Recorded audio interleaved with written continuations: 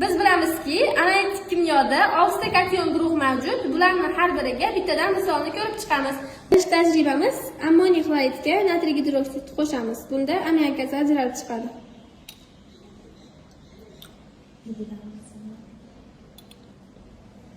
Buni hididan bilsa bo'ladi.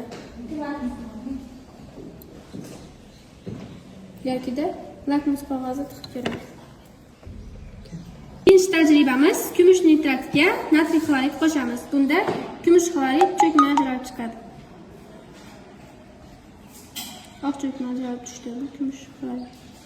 Tajribamizda alangani stronsiy tuzlarini alangani bo'yashini ko'rib chiqamiz. Buning uchun stronsiy tuziga qoshiqchani botirib olib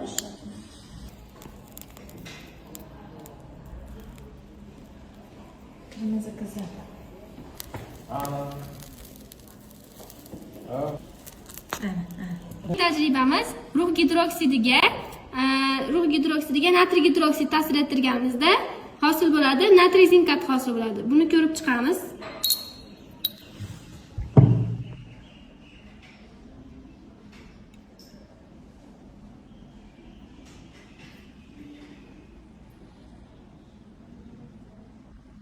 Endi keyingi tajribamiz temir 3 xloridga sariq qon tuzini qo'shamiz.